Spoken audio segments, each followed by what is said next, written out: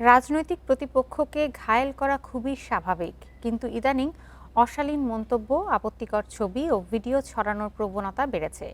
বিশ্লেষকদের মন্তব্য, এর মাধ্যমে রাজনৈতিক সহিংসতাকে উস্কে দেয়া হচ্ছে, রাজনীতিকে কলুষিত করছে অসহিষ্ণুতা ও নৈতিক অবক্ষয়। রাজনীতিবিদদের সংযত হওয়ার তাগিদ দিয়েছেন বিশ্লেষকেরা। ২৪শে এপ্রিল প্রধানমন্ত্রী ও তার মেয়েকে নিয়ে ফেসবুকে ভুয়া ছবি ছড়ানোর অভিযোগে এক শিক্ষার্থীকে শোকজ করে ঢাকা বিশ্ববিদ্যালয় কর্তৃপক্ষ। একে ঘিরেই সংঘর্ষে জড়ায় ছাত্রদল ও শিবির।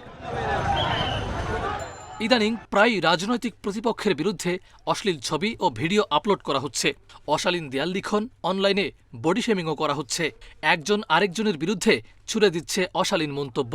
অনেকে গুপ্ত সুপ্ত আরো কত কিছু বলে, রে ভাই, এগুলার কোনো সীমানা নাই।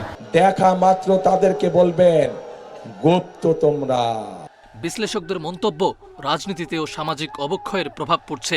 আপত্তিকর ভাষা ব্যবহার করায় সহিংস হয়ে উঠছে রাজনীতি। তাদের মতে এতে ক্ষতিগ্রস্ত হবে সরকার ও বিরোধী দুই পক্ষই। রাজনীতিবিদদেরকে পরিশীলিত হওয়া দরকার ছিল আরো বেশি, কারণ ৫ই আগস্টকে কেন্দ্র করে তাদের অনেক লেসন দরকার ছিল, ২০০৭-৮কে কেন্দ্র করে তাদের অনেক লেসন দরকার ছিল। কিন্তু আমি সবার মধ্যে দেখছি লেসনটা কতটা হচ্ছে আমি আশাবাদী না এতটা লেসন হচ্ছে। কথা আচরণ সামনে তো এগুলো ভায়োলেন্সের রূপ দিতে হবে, কারণ কথা বলতে বলতে তো সহিংসতা। রাজনীতিবিদদের সহনশীল ও সংযত হওয়ার তাগিদ দিয়েছেন বিশ্লেষকরা। চলনে বলনে ও লেখায় অশ্লীল ভাষা থেকে বিরত থাকার পরামর্শ দিয়েছেন তারা। এবং এটা কিন্তু আমাদের রাজনীতির জন্য একটি অশনি সংকেত। আমি মনে করি যে এটির জন্য একদিকে যেমন সরকারের দায় রয়েছে, আমাদের আইসিটি মিনিস্ট্রি ভূমিকা রাখবে, এবং সেক্ষেত্রে যারা রাজনীতিবিদ আছেন তাদের দায়বদ্ধতাটা মূল ভূমিকা পালন করা উচিত বলে আমি মনে করি।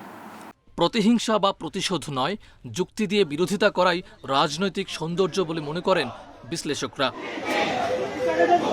মাহফুজার রহমান মিলন, ইন্ডিপেন্ডেন্ট নিউজ, ঢাকা।